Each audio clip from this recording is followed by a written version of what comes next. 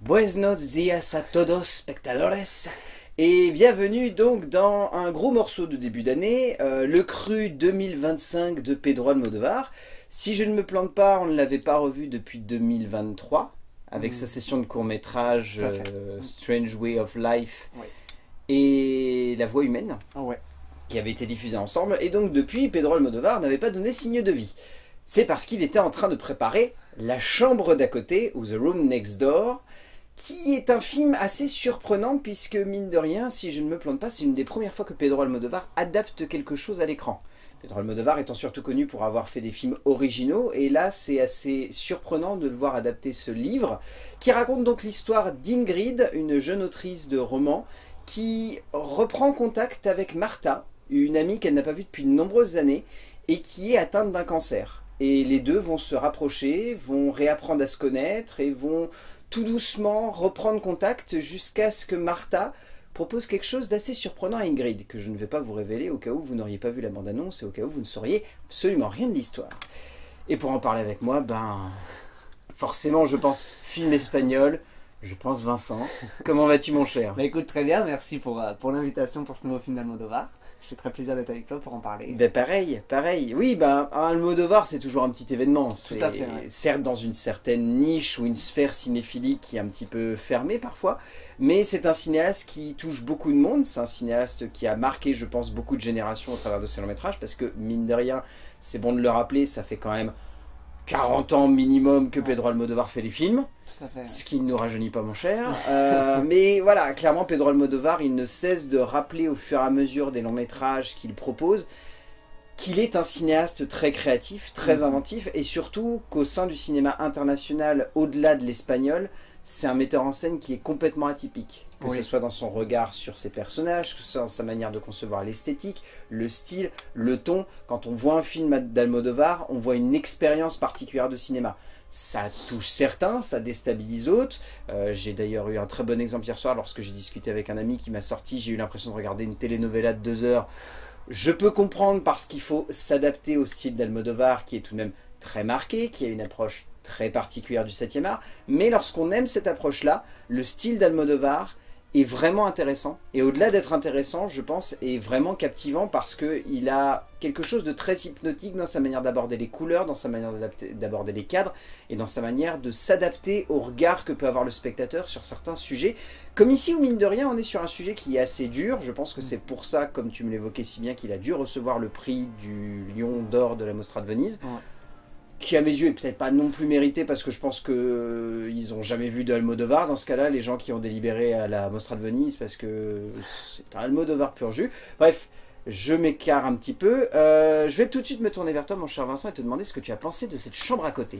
Et ben la chambre d'à côté, j'ai passé un super moment au cinéma, tu vois, interprété par 2 grandes actrices, on va pouvoir en reparler, mais c'est vraiment la force du film selon moi. Donc Julianne Moore et Tilda Swinton livrent 2 prestations super intéressantes, c'est super bien, comme d'habitude avec Pedro Almodovar, c'est très bien léché, c'est très bien esthétisé.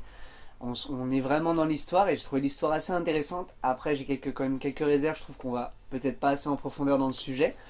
Mais c'est un peu à chaque fois le problème de Pedro Almodovar. Pour ma part, j'aime beaucoup ce qu'il fait Almodovar et comme tu le disais si bien, c'est un événement à chaque fois. Dès qu'il sort un film, il a un public qui est très important en France, qui l'est peut-être un peu moins en Espagne où il y a une partie de la population qui n'est pas toujours friande. Mais en tout cas, en France, il y a toujours un événement autour d'un Almodovar et ça l'est encore aujourd'hui. Et c'est son film qui va être anglophone mais à 100% espagnol dans le sens où le réalisateur est espagnol, la monteur aussi, le photographe, etc. Donc il y a quand même un événement autour de ça. C'est vraiment la première fois qu'il va tourner un film avec une actrice américaine et une actrice britannique. Et donc pour résumer brièvement, j'ai passé un très bon moment devant le film malgré quelques petits problèmes qu'on va revenir. C'est un bon Almodovar, voire même un très bon Almodovar, mais il est très monocorde et c'est très déstabilisant.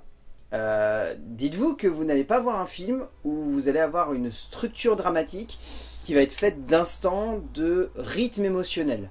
C'est un film qui est très droit, voire trop droit. Ce qui est très déstabilisant parce que j'ai toujours attaché à Almodovar le mot émotionnel. Tu vois, c'est bizarre parce que dans son cinéma, j'ai toujours trouvé qu'il y avait vraiment beaucoup de choses et surtout émotionnel. Il se passait souvent des événements ou des retournements de situation ou des instants rocambolesques où tu étais très impacté par ce qui se passait et où du coup l'émotion devait jaillir à l'écran. C'est hallucinant de voir à quel point il est froid ici. Oui, c'est vrai que c'est assez glacial, comme d'ailleurs la neige qui entoure le film avec plusieurs métaphores. Mais je pense que c'est voulu, c'est-à-dire que c'est un sujet qui est assez dur de prime abord. Et le fait de mettre un peu il y a beaucoup de... Bon, on va revenir aussi, mais il y a beaucoup de moments où c'est très drôle, il y a beaucoup de comédie dans le film, il y a beaucoup de moments qui sont assez cocasses. Et ce qui fait qu'on prend un peu de recul sur la situation qui est dramatique. Et ça permet pour lui de jouer avec ce sujet. Mais après, je comprends ton point de vue dans le sens où c'est vrai qu'on... Et ça, c'est ce qui me met aussi qu'on va pas assez en profondeur dans l'émotion. C'est du coup, le sujet est abordé, mais pas assez en profondeur. Donc on est toujours un peu entre deux eaux. C'est ça. Mais après, sinon, le film, encore une fois, démontre de manière globale que Pedro Almodóvar est un esthète complètement unique et que surtout, c'est un maître de l'usage de la couleur à l'écran. Oui. Ce qui, dans une époque où clairement, il y a beaucoup de films qui sont ou monochromes ou qui ont tendance à se dire que la couleur, ça doit avoir vraiment un impact émotionnel très particulier sur le spectateur, lui, il se dit plutôt, mettons plein de couleurs et par contre, faisons ressortir une couleur particulière pour que ça ait de l'impact sur le spectateur. Or ici, chez Almodóvar, comme toujours, si c'est pas du rouge, c'est du jaune. C'est vrai. Les couleurs chaudes, les couleurs qui impactent, voilà. Il faut que ce soit des couleurs qui parlent au spectateur, qui soient vibrantes. Et indéniablement, n'importe quel adepte ou connaisseur de la couleur au cinéma vous dira, si vous voulez impacter le spectateur, mettez du rouge, mettez du jaune, ça marche quasiment tout le temps. Donc là-dessus, c'est évident qu'Almodóvar maîtrise. Mais encore une fois, c'est ça qui est étonnant. On s'enthousiasme sur le film d'Almodóvar, alors que finalement, c'est peut-être pas son plus classique, mais en tout cas, c'est un de ceux où il ne prend pas de risque par rapport à ce qu'il veut montrer, peut-être par rapport à ce qu'il veut raconter, mais on aura l'occasion de l'évoquer dans l'écriture, il le raconte sans forcément trop prendre d'engagement. Il a une démarche en plus que je trouve très particulière, c'est-à-dire que Almodóvar est un gars qui, je pense, est nostalgique, passéiste, sans pour autant être rétrograde ou un peu vieux con. C'est-à-dire qu'il y a des propos, il y a des évocations qui sont amenées dans le film, qui, mal interprétées ou mal amenées par des spectateurs, pourraient donner la sensation que Almodóvar est en train de virer vieux crouton sénile. Ça n'est pas le cas, heureusement. C'est pour ça aussi qu'on va l'évoquer. Mais ça démontre que Almodóvar a un regard très atypique sur le cinéma et que ici, il y a des points sur lesquels on est complètement dans la confirmation et dans l'acceptation, encore une fois, qu'Almodóvar est un grand cinéaste. Et il y a d'autres moments où on se dit, quand même, ça fait un petit moment que tu fais du cinéma, prends plus de risques, quoi. Oui, je vois ce que tu veux dire, mais en même temps, je trouve que c'est, encore une fois, on est toujours un peu sur... là, il a à peu près, je pense qu'il a 75 ans aujourd'hui, Almodóvar, et on est sur ce côté où on se demande tout le temps si c'est son dernier film ou autre. On ne sait pas, je pense qu'il a encore beaucoup d'idées dans son tiroir. Je pense que ça fait partie de ces réalisateurs comme Steven Spielberg ou d'autres qui ne s'arrêteront pas de faire du cinéma, qui nous feront une Clint Eastwood qui iront jusqu'à 92 ans. À mon avis, ça va être le cas, mais on est toujours sur ce côté, on se dit si c'est son dernier au cas où, et je trouve que le film est quand même très beau pour ce qu'il propose, même s'il manque beaucoup de choses. Et je peux comprendre ce côté où il aborde, je le ressens aussi, qu'il aborde pas véritablement de sujet, qu'il est toujours un peu posé sur la table sans véritablement le mettre dedans. Mais en même temps, je trouve que le film fonctionne bien sur ce côté-là. Ouais. Je te propose qu'on saute dans l'écriture. Tout à fait. Donc c'est Pedro Almodóvar qui écrit le scénario seul, mais qui adapte le roman Quel est ton tourment de Sigrid Nunez. En fait, l'écriture est très dense. Pour faire synthétique au début, ensuite on abordera quelques détails en spoilant notamment parce qu'on ne va pas vous révéler l'essence même du film, même si malheureusement elle est déjà racontée dans la bande-annonce, mais on va essayer de la garder un petit peu secrète. En fait, tout le film fonctionne sur cette idée de comprendre les deux héroïnes par le regard de l'une sur l'autre. Ce qui est intéressant, c'est que Ingrid, c'est un personnage qu'on apprend à connaître au fur et à mesure que le film avance, contrairement à Martha, où c'est un personnage qui, dès les premières minutes, s'ouvre complètement à nous. C'est-à-dire que Martha, je pense que littéralement, durant les 30-40 premières minutes du film, on a toute sa vie de synthétisée. Ouais. Contrairement à Ingrid, qu'on apprend un peu à connaître au fur et à mesure que le film se révèle, que la trame se développe, qu'on apprend des choses sur Martha et sur ses intentions. C'est intéressant de voir à quel point Almodóvar veut vraiment créer un miroir en fait, de compréhension de ces deux personnages pour que le spectateur puisse se dire, première partie de film, c'est Martha qui m'intéresse. Ouais. Deuxième partie, c'est plutôt Ingrid sur laquelle je vais me focaliser. Oui, tout à fait. Et du coup, ça permet d'avoir une accroche dramatique qui, je trouve, est intéressante, même si, encore une fois, il y a ce côté monocorde qui donne l'impression, pendant les 40 premières minutes aussi, de voir des petites brèves d'histoire. Oui. C'est très Almodóvar hein, dans l'âme. Hein, le côté, on prend un personnage et puis genre, il y a un flashback, puis un deuxième flashback, puis un troisième flashback, puis un quatrième flashback. Ouais. C'est complètement son style, ce qui prouve encore une fois que lorsqu'il veut adapter quelque chose, Almodóvar utilise quand même les bons outils pour le faire à sa sauce. Mais après, voilà, encore une fois, moi j'ai le souci que je trouve que c'est froid comme film. Je Et peux ça me comprendre. dérange vraiment. Et tu vois, par exemple, je prends un exemple complètement opposé, mais qui démontre bien qu'un film peut avoir les meilleurs éléments possibles, mais quand même sonner comme froid pour moi. Et ben, d'une deuxième partie, par exemple, c'est aussi Oui. ça qui m'avait gêné. C'était ce côté très froid, très glacial, très distant, qui pouvait un petit peu poser une forme, peut-être pas de malaise, mais qui pouvait donner une distance, en Une fait. distance du Une spectateur. distance Tout à impactante fait. entre le spectateur et le film. Mhm. Et je pense que c'est ce qui se passe ici, parce que durant une grande majorité du film, j'étais un peu en train de regarder ça en me disant, c'est intéressant, Ouais. je vois ce qu'on veut me raconter, mais c'est bizarre, ça me touche pas. Oui, je peux comprendre. C'est vrai que sur ce côté, il y a une certaine distance qui est mise. Et tu vois, je vais rebondir un peu sur l'écriture. Tu le disais super bien, et ça c'est vrai que c'est vraiment une des caractéristiques primaires d'Almodovar, ce côté où il y a les flashbacks du début. Donc moi je trouvais que ça pouvait être peut-être pas amené de la meilleure façon, on va dire que ça manque un peu de subtilité, c'est ramené avec des gros sabots, où tu as ce côté de flashback qui arrive avec la jeune...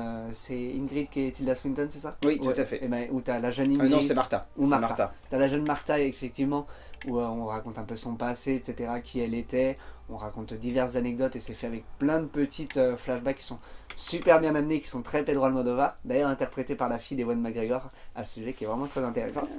Mais par contre, je trouve qu'après, la deuxième partie, pour moi, est un peu plus intéressante parce qu'il y a vraiment la relation très très forte et très fusionnelle entre les deux actrices.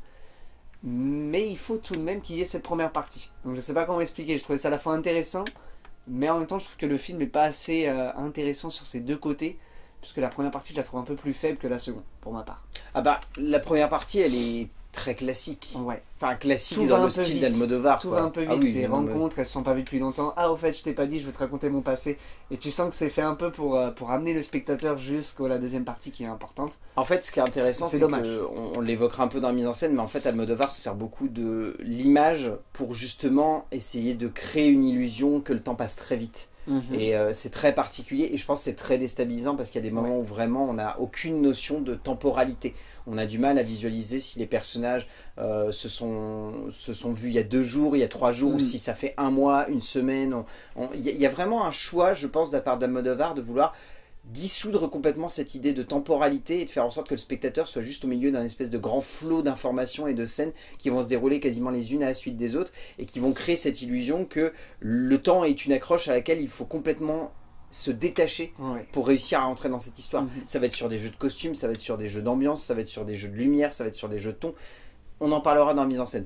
En tout cas, dans l'écriture, je suis assez d'accord avec toi sur le fait qu'on a vraiment cette sensation que tout va très vite, trop vite, Un peu, et oui. que du coup, d'un point de vue émotionnel, le spectateur n'a pas le temps en fait de s'accrocher à une scène, que direct on passe à la suivante, Ouais. que direct on enchaîne avec un autre instant, que direct on a une autre révélation, que tout de suite on a un autre enjeu qui se place. C'est vrai que c'est presque... ça fait presque... on est complètement à bout de souffle. Peut-être. Hein, On se retrouve presque en fait à se demander si à un moment le film va se poser et va prendre le temps de développer une scène, de juste nous révéler un petit élément, de prendre le temps en fait de se dire en tant que spectateur, c'est bien aussi de prendre le temps d'avoir un personnage en face de soi et de la regarder dans les yeux et de se dire qu'est-ce qui se passe dans sa tête. Et c'est vrai qu'Almodovar, je sais pas si c'est qu'il a peur en fait qu'on prenne trop nos aises, mais j'aurais presque imaginé, tu vois, que le film puisse durer un quart d'heure ou 20 minutes de plus et que le cinéaste prenne un peu plus son temps. Tu vois, développe un peu plus certains aspects, prenne du relief par rapport à certaines thématiques, se disent ce regard-là, il est intéressant, il faut que je le développe. Et c'est vrai que c'est très perturbant. Tu vois, par exemple, il a un regard. Je prends une scène, un moment où on a le personnage d'Ingrid qui se retrouve avec un coach. Et il y a une thématique qui est abordée à plusieurs reprises dans le film. C'est cette idée que plus l'on avance dans le temps, plus l'humanité perd pied en fait avec des choses essentielles comme se connecter à l'autre. Ça c'est une thématique qui est très forte dans le film. Il y a cette idée de connexion et de rapport à l'autre qui fait qu'aujourd'hui dans notre société on le perd ce rapport. C'est évoqué par rapport notamment au relationnel que va avoir Ingrid avec Damien aussi, qui est traité par la suite du film. Mais donc là dans cette scène là, le discours c'est j'aimerais vous faire un câlin mais avec tout ce qu'il y a eu aujourd'hui on ne peut pas vous toucher. Et elle, Ingrid, balance cette phrase, on vit quand même dans une époque terrible. Tu vois, c'est ça que j'évoquais comme étant potentiellement le côté passéiste de Almodovar, qui pour moi n'est pas le cas. Parce que derrière, c'est noyé dans une bonté et une humanité qui fait que du coup, tu te dis, Almodovar ne dit pas qu'on est dans un monde de merde. Il nous dit qu'on est dans un monde où il faut qu'on réapprenne à se connecter à l'autre et à comprendre que notre bon vivre fonctionne aussi parce qu'on arrivera à bien vivre avec son prochain et surtout à comprendre son prochain. Donc c'est une thématique qui est vaste, mais c'est une scène. Oui, c'est une seule. Point. Et il n'y a rien d'autre. Pour rebondir sur l'écriture, je sais pas si tu l'as senti comme moi, mais moi par contre ce que j'ai beaucoup aimé, c'est qu'Almodovar, comme on le disait, c'est son premier film anglophone 100% espagnol, mais je trouve qu'il a réussi à insuffler ses dialogues vraiment au langage almodovarien, c'est-à-dire que tous les dialogues, notamment les petites références implicites sexuelles ou autres, ou même toutes les thématiques envers les femmes, envers la présence dans la société, etc., ça fait très Almodovar. Même le rapport au cinéma. Le rapport au cinéma également, et je trouve que c'est vraiment une force parce que même s'il doit maîtriser la langue de Shakespeare, mais il a ce côté où il n'est pas natif, et donc par exemple, contrairement à Julianne Moore et Tilda Swinton, il n'a pas toutes les références, il ne sait pas forcément le mettre, et je trouve que ces dialogues sont extrêmement bien écrits, parce qu'on a toujours les intonations qui sont bonnes, on a tout qui est très très très Almodovar, et passer d'un cas espagnol à un cas américain, c'est quand même pas facile. Je suppose, il y a peut-être des exemples en France, mais je vois mal Olivier Marchal arriver demain et diriger des acteurs américains et faire ces films qui sonnent aussi bien de son cinéma, mais en même temps qui reflètent bien le côté. Donc là, on a Almodovar, je trouve qu'il a réussi vraiment un tour de force, mais je pense que c'est lié à la présence des deux actrices qui l'ont beaucoup aidé, je pense. Oui, ça il y a c'est vraiment clair une et net. relation qui est très forte entre le réalisateur et ces deux actrices qui se sent à travers l'écran, et pour le spectateur, c'est un plaisir. Oui, indéniablement. Je te propose qu'on spoil très rapidement, Bien parce sûr. qu'on n'a pas du tout évoqué, mais donc en gros, il faut le dire. le twist de film Il faut qui le arrive dire. au bout de 45 minutes, c'est qu'en gros, Martha demande à Ingrid de l'accompagner pour des vacances. Il s'avère que les vacances, On coupe. c'est voilà, les vacances, c'est juste aide-moi à mourir. Ouais. T'accompagne-moi pendant mes derniers jours et puis voilà, tu te contenteras juste de prévenir la police pour dire ah bah elle est morte, elle s'est suicidée. Donc il y a une thématique très forte dans ce film qu'on n'a pas encore évoquée, qui est la thématique de l'euthanasie. Tout à fait.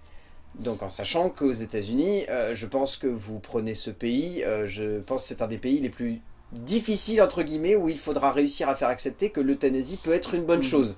Contrairement à en France où on a un débat très ouvert là-dessus, Ouais, aux États-Unis le débat il est un peu plus ouvert qu'il ne l'a été à une époque. Aujourd'hui il y a quand même un vrai débat qui est mais c'est organisé. toujours interdit. C'est toujours très compliqué, ça reste Ouais. toujours très compliqué. Mais le débat est ouvert, j'ai pas dit que Oui, c'est vrai. les négociations étaient ouvertes, c'est vraiment le débat. Le C'est débat. juste on en parle. Mais déjà le débat est ouvert. Aux États-Unis, n'essayez même pas d'évoquer le débat, et c'est ce qu'Almodovar essaye de traiter au travers de ce film. Pas de manière très subtile et surtout en ne l'évoquant pas assez bien. Ouais. Ça c'est le gros défaut.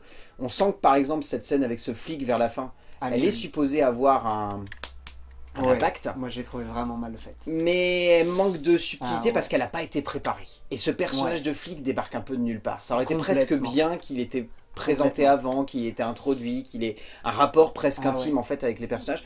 Rien. Moi, cette scène, je l'ai trouvée vraiment pas bonne du tout pour le coup. Bah, pour le coup, elle est très manichéenne, ce qui est très surprenant dans un film d'Almodovar, Ouais, parce c'est qu'Almodovar, vrai que on a c'est beau lui très reprocher manichéen. plein de trucs, on n'a pas du tout évoqué un côté manichéen. Manichéen, c'est vraiment Ah ouais. le pire défaut que peut avoir un film lorsqu'il traite de plein de thématiques et qu'il essaye d'aborder plein de choses de manière plus ou moins subtile, comme c'est le cas ici. Là, c'est manichéen, qu'à Ah ouais, crever, là, quoi. c'est vrai que c'est vraiment mal fait. Là où on avait vu un film ensemble, Borderline, où le côté flic, etc., était super bien fait, alors que là, j'ai trouvé que c'était mal amené. Ça faisait pas du tout Almodovar en plus, Oh ça, non, faisait, non. ça faisait très film américain, où tout d'un coup, les flics disaient, ah, au fait, tatati tatata, il essaie de lui prêcher le faux pour obtenir le Mais vrai. Dieu a etc. dit que la vie c'était. Ouais, Oh non, et mais c'est- arrête! Ouais, c'était un peu, ça, j'ai trouvé que c'était un peu lourd, comme d'autres séquences d'ailleurs, mais celle-ci en particulier. Ouais. Ouais, et ça manque de subtilité parce que derrière on sent que tout le long du film la thématique elle est plutôt bien traitée, elle est Tout à plutôt fait. bien amenée, elle n'est pas toujours amenée de manière très subtile mais elle est là, elle a un rapport avec les personnages et surtout elle a une progression dramatique au fur et à mesure qu'on avance. Mais alors, la manière avec laquelle c'est conclu, c'est très hasardeux, c'est Ouais. pas du tout subtil, c'est pas du tout fin et pour moi ça manque vraiment de finesse alors que tout le propos du film, tout ce qu'on a pu évoquer, c'est que même si Almodovar manque de subtilité dans la manière de traiter certains sujets, c'est fin comme film. Ouais. C'est fin dans ses dialogues, c'est fin dans ses thématiques, c'est fin dans sa manière d'aborder certains rapports conflictuels, c'est fin dans sa manière d'aborder la société actuelle. Mais alors là, c'est... La corde, elle fait cette épaisseur-là, quoi, et elle est impossible à couper, quoi. C'est une catastrophe. Ouais, c'est vrai. Après, ce qui est intéressant avec l'euthanasie, comme tu le dis si bien, c'est que, pour remettre un peu le contexte de l'euthanasie, en Espagne, c'est autorisé. C'est l'un des rares pays de l'Europe avec, il me semble, le Pays-Bas, la Belgique et le Luxembourg à avoir autorisé l'euthanasie depuis 2020, il me semble, alors qu'en France, c'est interdit. Et il y a ce côté où il se déclare, plus ou moins, on peut le retrouver aussi en interview à Venise, un peu partisan de l'euthanasie. C'est-à-dire que Almodovar comprend les gens qui veulent mourir, et il a la liberté de vivre, la liberté de mourir. Et donc c'est ce sujet qui est un peu complexe en fait dans nos vies, notamment en France, où le débat est ouvert mais où on n'avance pas par rapport à ça. Et il évoquait aussi en interview le cas par exemple d'Alain Delon, qui n'a pas pu autoriser en France l'euthanasie, où on lui a refusé, donc il est mort bien plus tard, récemment d'ailleurs. Et donc il y a ce côté où il remet un peu en perspective ce sujet qui est, je trouve, très peu abordé, mine de rien, au cinéma. J'ai pas une carrière d'exemple sur les films qui ont été faits sur l'euthanasie. Et je trouve que c'est intéressant, avec ce côté de le mettre sur la table et d'ouvrir le débat. C'est toujours ce qui est vraiment très intéressant avec le cinéma. Et comme on le disait si bien, c'est à peine abordé, où on a ce côté où, pour moi, c'est pas véritablement un film sur l'euthanasie, mais plus sur un film où on va vivre quelqu'un qui doit être confronté à la mort d'une amie ou autre. Et il y a ce côté-là où on te prend un peu à revers, c'est-à-dire qu'on sent qu'il veut pas rentrer dans le sujet de l'euthanasie. Il veut pas mettre les deux pieds dedans, voilà, mais ça. Il veut bien entrouvrir la porte. C'est exactement ça. En tout cas, moi, c'est ce que j'ai ressenti. On est véritablement jamais dans l'euthanasie, puisqu'en plus, on a tout du point de vue de Julianne Moore plutôt que de Tilda Swinton. Tout à fait. Et du coup, on rentre véritablement jamais dans le cœur du sujet. On est toujours un peu aux côtés. Ouais, clairement. En termes de mise en scène, bon, je ne vais rien vous apprendre. Pedro Almodovar, c'est quelqu'un qui maîtrise réellement la mise en scène de ses films, c'est quelqu'un qui maîtrise la colorimétrie, c'est quelqu'un qui maîtrise la manière avec laquelle il construit ses studios et la manière avec laquelle il construit ses cadres. C'est assez impressionnant de voir que dans ce film, il a beaucoup de scènes en studio. Oui. Et ça donne vraiment une esthétique très particulière à son film. Alors je comprends du coup pourquoi, par exemple, la personne que j'ai rencontrée m'a dit ça me fait penser à une telenovela. C'est le côté studio à mon avis. Ouais. C'est le côté, je dirais pas factice, mais en tout cas très travaillé de l'ensemble qui donne l'impression que on n'est pas vraiment dans un film classique. En fait, faut oublier l'idée de naturalisme.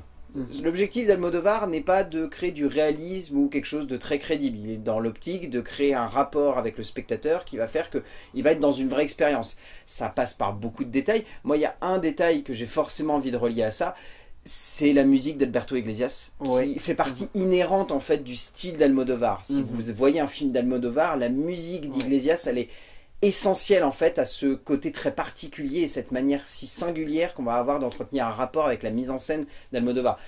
C'est un film où il y a quasiment de la musique tout le temps. Tout à fait, oui. Tout le temps. Cette musique est hyper prenante, elle baigne en fait le long métrage d'une certaine ambiance. Vous rajoutez par-dessus le fait que toutes les couleurs soient ultra saturées, ou si ce n'est saturées, elles sont ultra travaillées. Il faut que s'il y ait une couleur à l'écran, elle ait une symbolique. Et si elle n'a pas une symbolique, il faut qu'elle ait du coup quelque chose de très esthétique. Qu'elle appuie un cadre, qu'elle appuie un décor, qu'elle appuie une ambiance, qu'elle donne l'illusion, entre guillemets, que les personnages vont bien et donc que le spectateur peut aller bien. Il suffit de voir par exemple l'appartement de Martha, qui baigne dans une espèce de colorimétrie mais sursaturée, où il y a des fruits qui pètent les couleurs, où il y a des cadres qui sont complètement baignés dans une lumière mais alors complètement saturée. Il y a ce ciel bleu constamment en fond. Enfin, c'est un film où il pleut quasiment jamais. C'est hallucinant, il pleut jamais, il fait tout le temps beau. Les personnages vivent dans un univers mais dystopique, magnifique, où il fait un beau temps tout le temps. Je sais pas ce que c'est, mais du coup ça donne une ambiance très particulière à ces films. Mais encore une fois, il faut être habitué. Il faut aimer ça. Parce que c'est vraiment une manière d'aborder le cinéma qui est très atypique, qui est très singulière et qui peut sonner comme déstabilisante si on n'est pas adepte de ce style-là. Tout à fait. Non, tu dis quelque chose qui est très très vrai. Et c'est vrai que moi, ça me fait plaisir parce que je suis pas forcément un immense fan d'Almodovar. C'est loin d'être mon réalisateur préféré. Mais par contre, ce que j'aime beaucoup, c'est l'aspect coloré de ses films. Et c'est vrai que contrairement à d'autres films qui peuvent parfois sembler un peu ternes ou où on manque de couleurs, en fait, on est très dans les plans qui sont sombres tout le temps, les maisons elles sont sombres, il n'y a pas d'émotion, là au moins tout est coloré. Et c'est vrai que comme tu dis, on est dans un monde où le sujet est dur, mais en même temps tu as ce côté où il y a toujours du rouge, du jaune, elles ont toutes des pulls verts, bleu clair, les fruits, il y en a partout. Ça vraiment, il y a des couleurs de partout et du coup ça te met dans une bonne ambiance entre guillemets quand tu vois le film. Et je trouve que tu citais la musique d'Alberto Iglesias qui est vraiment très intéressante. Moi je retiendrai également qu'il y a un changement de directeur de la photographie qui est Edouard Graou. Et c'est vrai que d'habitude il travaille tout le temps avec José Luis Alcaín. Et on sent que ça ne change pas grand chose finalement. J'ai pas vu de... J'aime beaucoup Alcaín sur son travail, notamment qu'il a fait depuis le Sud de Victor Hérissé et tous les films d'Almodovar ensuite.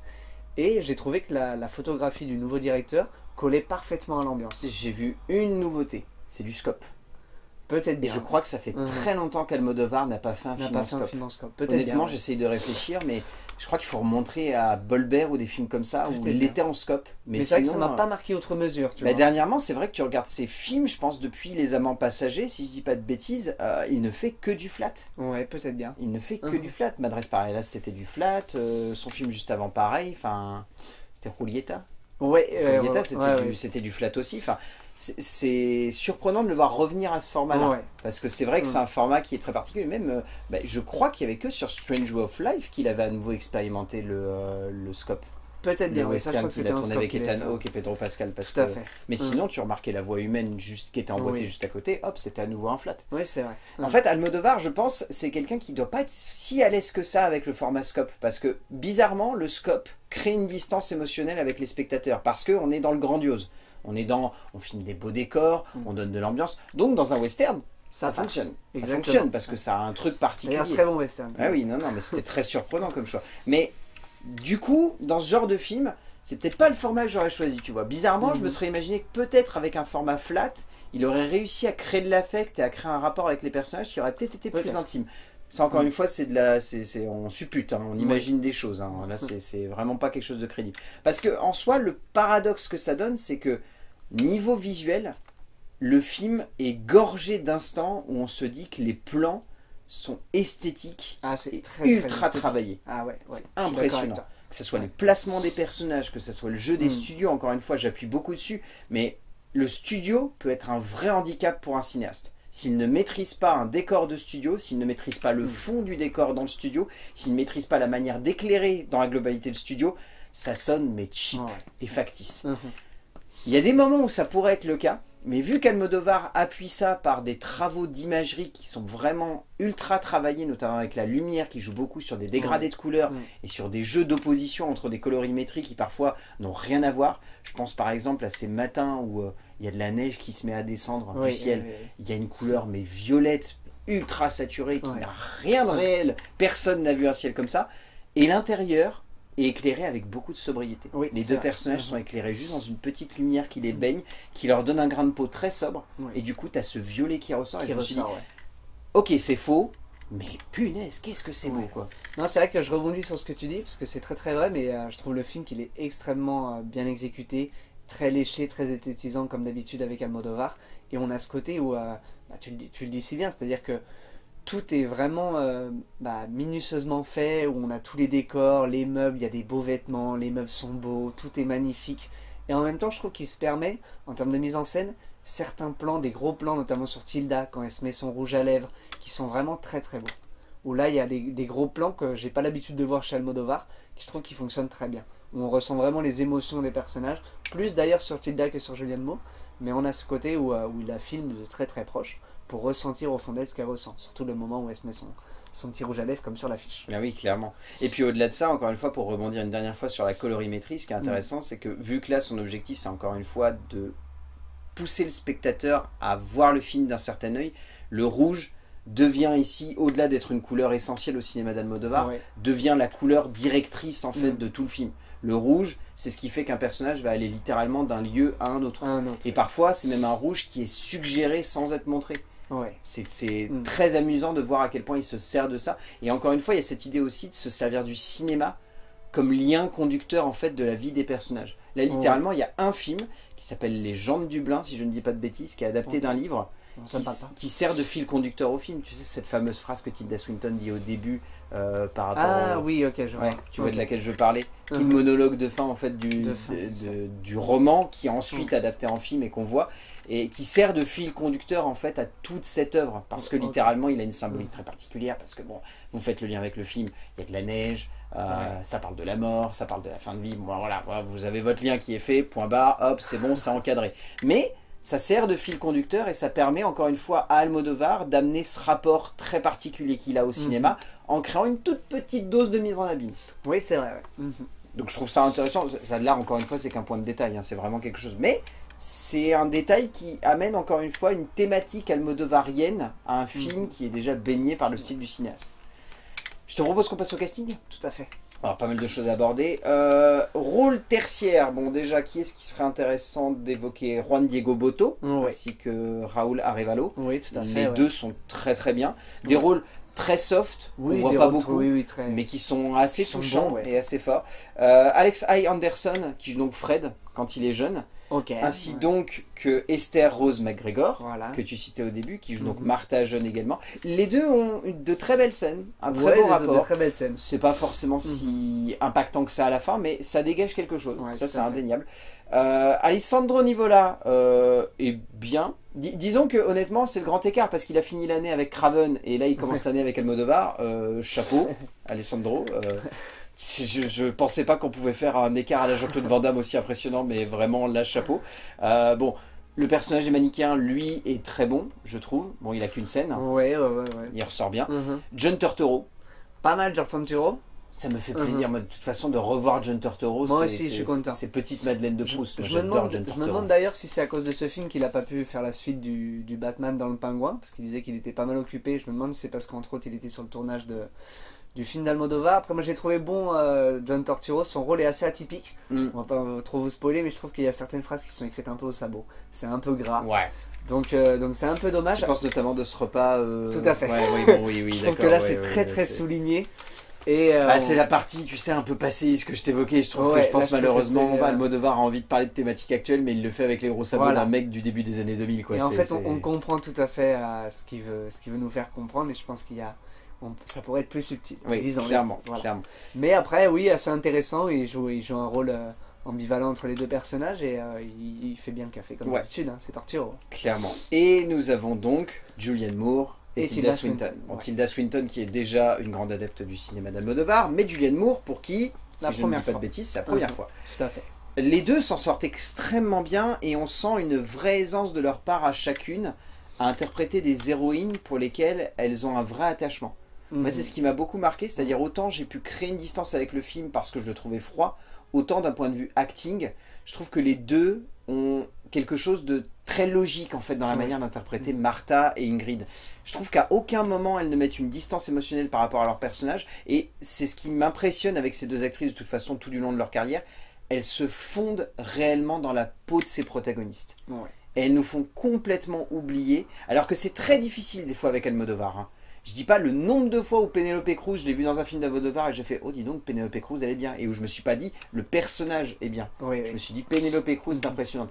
Là c'est pas le cas, je trouve que les deux elles sont vraiment fondues dans la peau de leur personnage, alors qu'encore une fois c'est compliqué parce que facilement tu peux créer une distance avec elles, parce qu'elles sont hyper esthétisées, parce qu'elles sont glorifiées comme c'est pas permis, parce qu'Almodovar aime beaucoup filmer les femmes et aime bien les glorifier forcément parce que c'est ce qu'il fait kiffer, donc rapidement il peut se créer une distance émotionnelle entre les actrices et les personnages qui fait que tu dis Julianne Moore elle joue bien et pas Ingrid est impressionnante ou Martha m'a impacté.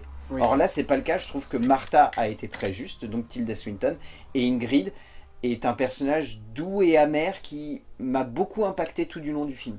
Oui, moi aussi, non, moi c'est vrai que rien à dire sur les actrices, c'est vraiment pour moi la force principale du film, si je dois le résumer ainsi.